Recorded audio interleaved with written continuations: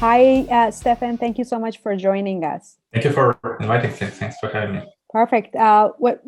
Actually, without further ado, let's just jump into that. Give us a little bit of background about yourself and what you're doing and the projects that you're involved. Yeah, sure. So my name is Stepan. I'm originally from Russia, now live in Berlin, Germany. And for the past 8 years, I'm working in blockchain decentralized space, mostly focusing on technology, not really trading or financial side of it. So started with Bitcoin. We built some successful and unsuccessful projects on top of Bitcoin back in 2014, 2015. Then Ethereum was launched. Again, that was a whole new space to discover. So starting from losing money in the DAO to now participating in a few actually more successful reincarnations of the DAO ideas. And for the past about 3-4 years, I'm really trying to focus on the topic of self-sovereign identity and digital identity or digital and decentralized identity. So how can we make online identities that are not controlled by single actors, be it large just tech giants like Google or Facebook or governments, because both of those systems, and those systems are usually called federated identities, they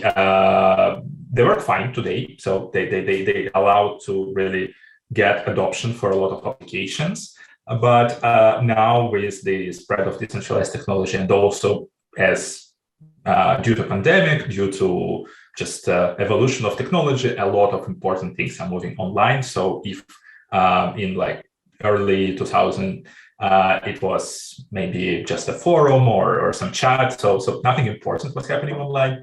Today, the whole companies can be operating purely online, or I don't know, multi-million-dollar deal can be signed in digital form.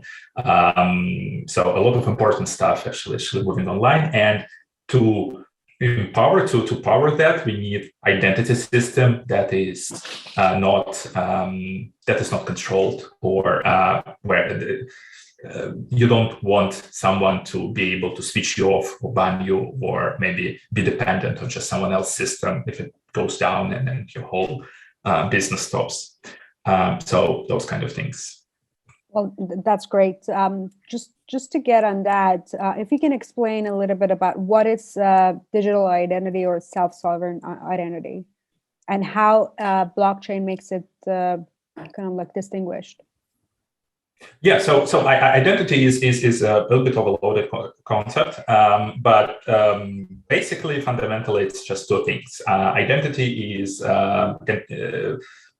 consists of identifier, which might be your email address, your phone number, your passport number, or in the case of blockchain and decentralized identifiers, those are usually some representation of your private public key. So it can be hash over public key, like in Bitcoin. But yeah, basically some sequence of numbers and letters that uniquely represent your identifier, and usually it is anonymous. Even with phone numbers, it's just a string of numbers, but then that identifier also contains some attributes. So second part of identity is a set of attributes. So if you have your passport, it is identified by the passport number, and then you have your date of birth, first name, last name, country of residence, and all the data. So depending on the context, identity attributes would be different. So if it's identity of the business, it would be maybe their occupation, their number of employees, countries they operate in, their bank account, and then some stuff related to that. If it's an identity of maybe it's a Tesla car, or any autonomous device. It can also have identifier. It is not a human being, but still it can have some attributes like maybe date it was produced or mileage and so on. And lastly, if it's a person, then we also can have, actually, most of us today have multiple identities. It's a single controller of the identity, so it's a physical human being or conscious that controls all of those. But most of us have multiple blockchain addresses, multiple email addresses, multiple messenger accounts, multiple sometimes even multiple passports and citizenships. So most of those identities today are centralized, so they're either provided by the government or by enterprises, and it can be bank, it can be Google, it can be Facebook, Messenger, Telegram, and whatnot. And the radical switch and the benefit that decentralized technology brings, and actually it's not just blockchain, so there's a lot of things inspired through blockchain, but in identity world, you don't need value transfer, so you don't really, you are not limited to this problem of solving double spend problem. So you don't really need proof of work or proof of stake or really any of those consensus algorithms, because you only need to prove authenticity of the data of those attributes. You don't do any, so those attributes are not transferable. You cannot transfer your I don't know, home address to somebody else. It is uniquely tied to your own identifier. And through decentralization, we are achieving few very important properties. So first of all, we give control over that. So now it's not government, it's not Google, it's you directly who controls this identifier and who can prove ownership or who can choose to not share some information. So in other systems, you can actually, you are not able to probably hide any of your identity attributes. So if it's your email on Gmail, at least theoretically, Google as a corporation, they can access it and they can do whatever they want with it. Maybe they have a court order or something. And then, so control is one piece. Privacy is another big piece, and also security, because the problem with those centralized identity systems is they are basically honeypots. They might be more secure than what you than application on your smartphone, but they contain millions or sometimes billions of identifiers. So if one system is hacked, and we've seen this, I think the last large hack was LinkedIn. 92% of all LinkedIn profiles were stolen by hackers, and all the personal information associated with those. So for the hackers in the federated identity system, if they hack one system, they can store, they can steal millions of profiles and identity information. In decentralized system, if they hack one identifier or one person, they can only get that data. So you cannot get 10 or 100 or 1,000 or millions of accounts with just one attack. So the cost of attack might be lower, but because you need to do it billion times, it is much more expensive and therefore much more secure as the system in general. And then I think the last important benefit of this decentralized identity is programmability and just standardization. So today, let's take an example of Uber driver or someone who has an account in Uber and they have their reputation or their attributes, identity attributes as Uber driver, and they have some rating. And then they also working for Lyft or maybe Get Taxi or Grab or any of those services. So those systems are completely isolated. You cannot take your rating as Uber driver and put it into Lyft, or you cannot take your followers from Twitter and take them onto another social media platform, or maybe YouTube, or maybe you are a seller on the marketplace. You cannot get your reputation and reviews from Amazon and take those to eBay. Mm-hmm. So those platforms are centralized. All accounts are controlled by those, and that means that there's no way to create portability of the data. And in reality, that driver or that seller or that social media influencer, that is the same person, and their followers is actually something that belongs to them. It's not, well, maybe technically it is hosted on Twitter servers, But what we aim to do, we want to change that, and all the data that is created around your identifier that you control should be portable, should belong to you, should be stored with you, should ideally be encrypted by the key that only you control, the same way as in blockchain works. And you can take it anywhere you want. Right. So basically, before we get into how to actually kind of like set that up, or how is it possible to use that, if we want to kind of like compare the self-sovereign identity to actually what is the most updated versions of tracking the citizens is, might be, for example, the social credit system that China is operating or kind of like has initiated, I believe, like years now. And also with the kind of like the COVID passport, the vaccination passport that is actually quite kind of like being enforced by the governments for the sake of kind of like traceability of the COVID itself. So if you want to do a comparison, basically, I believe that was exactly what you were saying, that the social credit system that works, they track everything of your kind of like digital movements on social media, and even like physical. And then you will get a kind of like a credit score. And then based on credit score, you would get loans, or kind of like even like friends, circles, universities, and like schools, and like all these kind of like as a parameter for your movement. Is that right? Yeah. So I think the motivation, the underlying idea is good. We want to have some kind of reputation to ensure trust and just facilitate trust between people and between organizations. But there's two very different implementations of way how you can implement the system. The problem with the social credit score system, I don't know exact details how it works, but from what I know, and again, it's not just China. Actually, today similar systems exist in different countries, maybe just called differently. The problem with those systems is they are because they are centralized.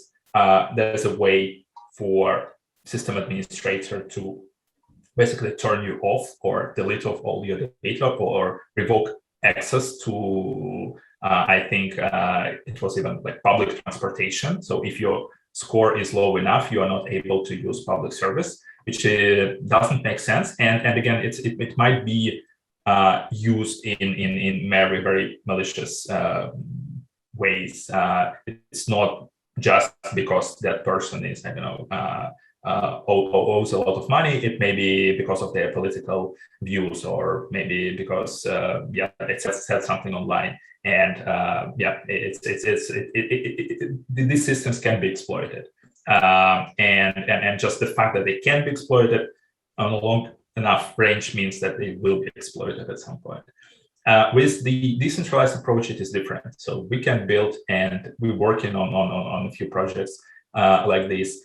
A system that provides almost exactly the same benefits and almost the same user experience, while not giving control over the data to any centralized actor. That how it works, you basically have your own digital identifier, that digital decentralized identity. You have your private key, the same. It can be the same actual private key that you use to send your Ether or Bitcoin to someone, and then you all those credentials and attestations, they're encrypted and stored with you. So it's not on the third-party server. It is actually with you. And then when you want to prove maybe your credit score or your community reputation, your professional reputation, any data about yourself, you just share that data with the verifier, and you can choose what to share. You can limit that. It's called selective disclosure. So, for example, you can share instead of showing your passport, you can just show just prove the fact that you are over 18 or 21. And you're allowed to, let's say, buy a pack of cigarettes or something. So technology exists. It's also a matter of willingness to use this technology, and that's where there's a big difference between existing large enterprise and government customers who actually prefer, they like the convenience of digitalization, that they love that everything is digital, it's just cheaper and easier to control, but they don't often like the decentralized architecture of those systems. So they prefer to make it digital but centralized. Whereas in, let's say, Web3 or blockchain space, we see more decentralized products that are aiming at the same goal. So we can have decentralized credit rating, maybe DeFi credit score. There's a few projects that are working on this. We can have decentralized professional reputation. So you can have your professional reputation, let's say, as an engineer with all your skills, all your projects, peer reviews, same thing that you have on LinkedIn, but all the data is global. It is signed by by your employer or your peers or some attestation company or education organization. And that data can even be pseudonymous. So you can prove that you're a great engineer without revealing your real name. Because if you work for a DAO, no one usually asks for a real name or to show a passport if it's a decentralized autonomous organization.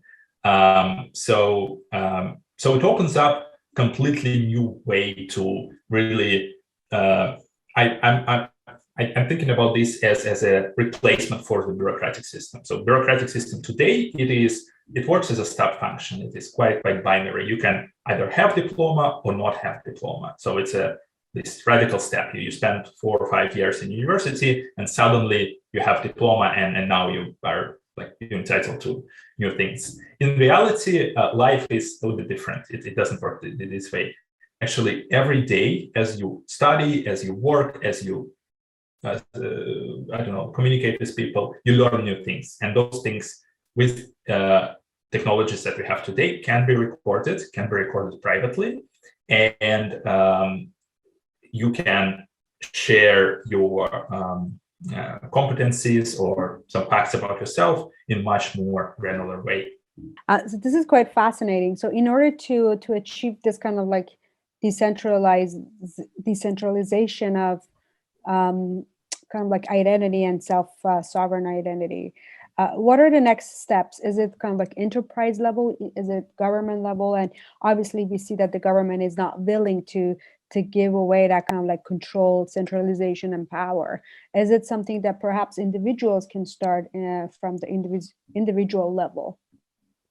Yeah, so I think it's actually both of those passes, both of those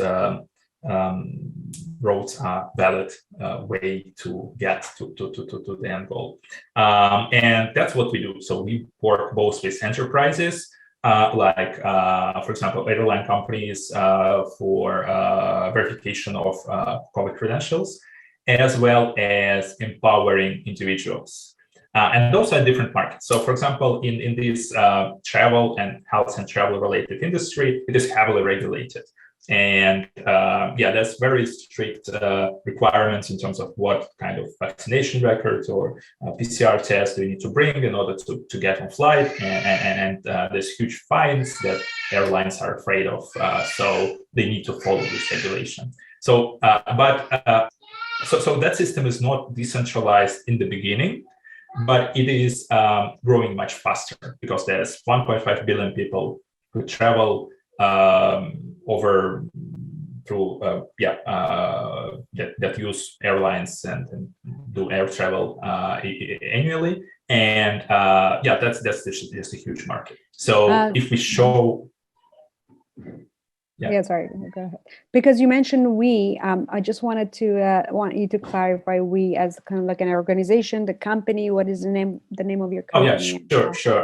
Probably forgot that in the introduction. So I'm a lead product manager at Affinidi, and Affinidi is so it's actually part of a group of companies called Lemon Tree Group. We have headquarters in Singapore, also offices in Berlin and India, and yes, our focus is self-sovereign identity, and we built a few different use cases focused on, as I said, air travel, also blue-collar workers in India and businesses in Southeast Asia, to enable and help them create and get benefits from those decentralized from the decentralized identity systems. And also we have, so what I'm working on mostly is a platform that is focused on developers. So we have our own platform, which is open source, free to use, and developer, and it just simplifies building those decentralized identity systems and managing those attributes, storing, sharing those identity attributes for any application developers. Yeah, and just as I was saying, there's one part that is enabling this identity with the enterprises. It is a huge market. It is slow, however. Just launching any product with the government or enterprise, it takes time. There's a lot of compliance, a lot of security, a lot of just time requirements. And there's also second path that we follow, which is focusing only on Web3 and basically trying to create this parallel identity system. And that is very similar to how DeFi or NFT industries were created. DeFi didn't try to integrate into financial. Actually, DeFi did try to integrate into existing traditional financial market, but it wasn't successful. Instead, what they did, they created a parallel market. We have crypto USD, we have crypto equities, we have crypto exchanges, decentralized exchanges, we have crypto derivatives, we have all this in the parallel financial market, which is booming, growing, and in a lot of dimensions, it is actually much more efficient and cheaper and more secure than some of the traditional infrastructure, because it's built from scratch. It doesn't rely on like 40 years old technology and then 100 years old legal practices. And obviously abundant. There's an abundance factor. Yeah, and also openness, because like banks, they're closed and no one understands what's inside. DeFi protocols, they are open, and you can build. So there's Uniswap, you can build on top of Uniswap. You can build your own mobile app that allows customers to interact with Uniswap, but you cannot build a mobile app for New York Stock Exchange. Because they want to control it. So there's different business models and different approach. So same thing's happening with NFTs. NFTs is kind of creating this parallel art art market, which is growing. I think OpenSea yesterday they said they have $1 billion in sales in August. So it's been just 3 weeks, and it's already $1 billion in just one NFT platforms. One NFT platform.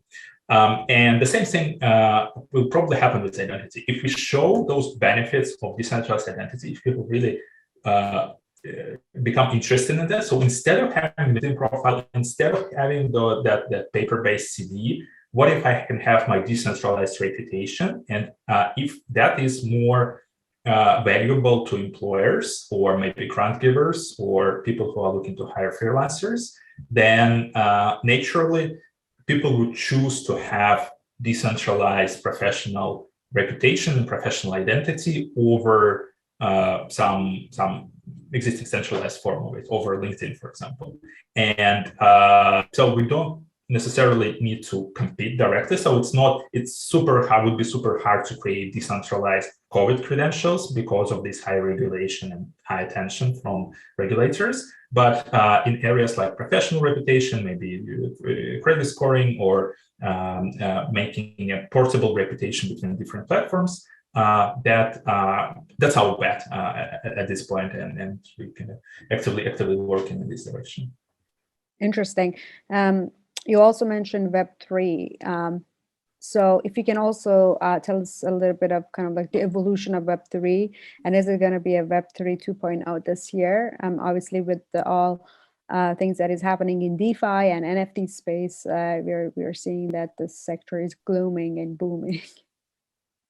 Yeah, it's definitely growing. I mean, it's maybe Web3 is not the right term, but I think it's used by a lot of people. You can also call it decentralized internet or I don't know, blockchain revolution. Yeah, there's a lot of buzzwords, but all of them mean the same thing. And it's not specifically about any single blockchain. It's not just about Ethereum or Bitcoin or any like, name your favorite blockchain. It is about the network that it creates. The whole decentralized ecosystem. And it's true, it's growing super fast, especially in the last couple of years. So after 2017, we had this boom of ICOs. The market was too hot. There was a lot of projects that really just didn't make any economic sense. And naturally, after that, we had a couple of years of cool down that was needed. But during those years, I think some of the most impressive tools and products and companies were started. And now I think we're getting into this more steady growth stage. So it's not a peak of over too much expectations. It is a steady growth. So I think today I've seen a report in there's about 106 million users in Web3. So they just take all Ethereum and Bitcoin unique addresses and users of different crypto projects. There's definitely, we can clearly now see that Web3 is not just about finance. It is not just about, so when Bitcoin started, the only application was store of value, maybe remittance, and then some financial applications on top of that. First applications for Ethereum, it also was raising money through issuing tokens, then DeFi, and it all exists and it will continue to grow. But we clearly see that there are a few very specific industries or verticals in Web3 beyond just finance. So one of those is NFT, as I mentioned, growing super fast. And it's actually getting more mainstream adoption because NFT, unlike finance, it is less regulated. It's you don't need to ask regulator to buy a piece of art. You don't, it's just less risk. Therefore, people are more willing to jump into it and explore. And we can see a lot of celebrities that are selling things, and just millions of people who are interested in this area. Another big vertical is gaming. What? Sorry? Gaming. Computer games. So from Dark Forest to Axie Infinity. I think Axie Infinity reported 1 million active monthly players during their last month, so in July. So that's impressive. They're number one right now.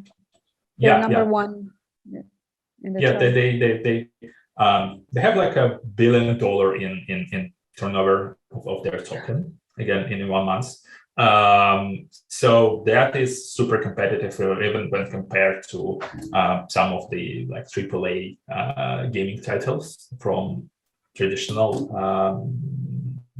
gaming industry. So games in Web3 are a little bit different. They usually have some financial component to them, but it will definitely be growing. So now we see even major publishers like Ubisoft actively exploring and releasing blockchain games, and I think it will only be growing from here.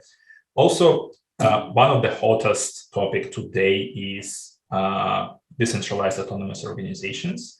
It is just as someone put it on Twitter, DAOs are like Telegram group with a bank account, and you can use DAO for a lot of things. It can be a company. It can be just like for-profit company. So instead of registering a legal entity, you can create a DAO. Incorporated? Really? It has where's the platform that you can actually create that or incorporate as a DAO? Actually, I forgot the exact name, but there's a few. So they actually provide you like legal plus technical support. So they can register maybe a nonprofit in Switzerland, or yeah, you can choose whatever jurisdiction works best for you. And also the DAO platform. But it can also be a nonprofit. It can also be a venture fund, like the LAO, LAO.